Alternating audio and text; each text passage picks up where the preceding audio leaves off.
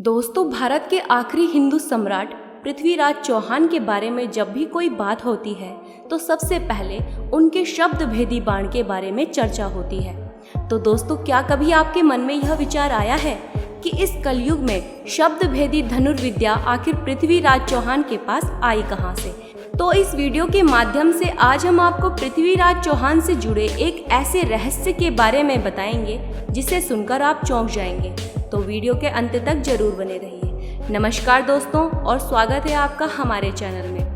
तो दोस्तों, सबसे पहले हम जान लेते हैं कि शब्द भेदी धनुर्विद्या होती क्या है। तो दोस्तों, यह युद्ध कला महाभारत के समय अश्वत्थामा को आती थी और यह ऐसी युद्ध कला है जिसमें धनुर्धर किसी ध्वनि के सहारे ही लक्ष्य को भेद डालते हैं।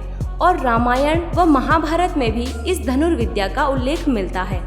और यहाँ तक कि रामायण में दशरथ ने भी इसी धनुर्विद्या के माध्यम से श्रवण कुमार पर बाण चलाया था। इसके अलावा महाभारत काल में एकलव्य ने भी इस धनुर्विद्या का उपयोग किया था। और हिंदू महाकाव्य पृथ्वीराज रासो में भी वर्णित है कि पृथ्वीराज चौहान ने मोहम्मद गोरी पर इसी शब्द भेदी बाण से प्रहार किया था। परंतु सबके मन में यह सवाल आता है कि इस कलयुग में पृथ्वीराज चौहान ने यह विद्या किससे सीखी? तो दोस्तों, सन 1192 में तराइन के दूसरे युद्ध में मोहम्मद गोरी ने पृथ्वीराज चौहान को हरा दिया था। और फिर हारने के पश्चात अपने सैनिकों की सहायता से मोहम्मद गोरी ने उन्हें बंदी बना दिया। और मोहम्मद गोरी ने फिर गर्म सलाखों से पृथ्वीराज चौहान की दोनों आंखों को जला दी। और फिर पृथ्वीराज चौहान एक जंगल में जाकर भटकने लगे।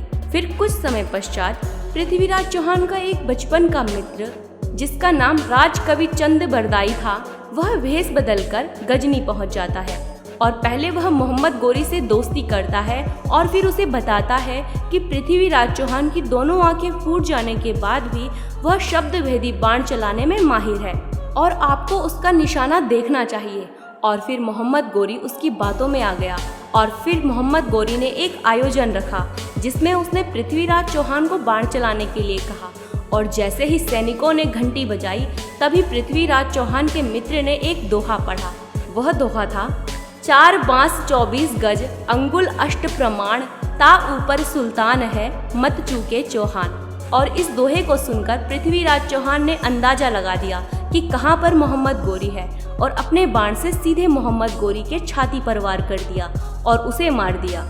और दोस्तों, यह माना जाता है कि पृथ्वीराज चौहान को यह विद्या स्वयं अश्वत्थामा ने सिखाई थी। जी हाँ दोस्तों, जब द्वापर युग में कौरव और पांडवों का युद्ध हुआ तो अश्वत्थामा ने कौरवों का साथ दिया था। और उसके पश्चात श्री कृष्ण ने अश्वत्थामा को चिरकाल तक जीवित रहने और भटकते रहने का श्राप दिया था।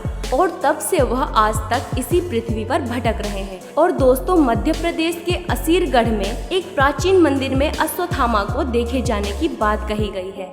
और कहा जाता है कि मोहम्मद गोरी से युद्ध में परास्त होने के बाद पृथ्वीराज चौहान इसी मंदिर में जाकर पूजा अर्चना किया करते थे। और एक दिन उन्होंने देखा कि उनसे पहले कोई और वहां से पूजा करके जा चुका है। और फिर उनके सामने एक बुजुर्ग आदमी आता है जिसके सिर पर घाव था। उस बुजुर्ग की ऐसी हालत देखकर पृथ्वीराज चौहान ने कहा कि मैं तुम्हारा उपचार कर देता हूँ। और फिर पृथ्वीराज चौहान ने लगातार 6 दिनों तक उस बुजुर्ग का उपचार किया, परंतु उस बुजुर्ग के घाव में कोई भी परिवर्तन नहीं नजर आया। और फिर पृथ्वीराज चौहान को अंदेशा हो गया कि कहीं यह द्वापर युग के अश्वत्थामा तो नहीं जिन्हें श्री कृष्ण द्वारा श्राप मिला था। और वह फिर उस बुजुर्ग से पूछ लेते हैं कि कहीं तुम अश्वत्थामा तो नहीं? तो वो बुजुर्ग कहता है कि हाँ, मैं ही अश्वत्थामा हूँ। और फिर इसके पश्चात अश्वत्थामा ही पृथ्वीराज चौहान को शब्द भेदी धनुर्विद्या का ज्ञान देते हैं और साथ ही ऐसे 3 बाण दिए जो बिल्कुल अचूक थे। तो दोस्तों, आपको आज की रहस्यमयी कथा कैसी लगी हमें कमेंट करके जरूर बताएं। और अच्छी लगी हो तो इस वीडियो को ज़्यादा से ज़्यादा शेयर करें। और अगर आप यह वीडियो फेसबुक पर देख रहे हैं तो हमारा फेसबुक पेज लाइक और फॉलो जरूर करें। धन्यवाद।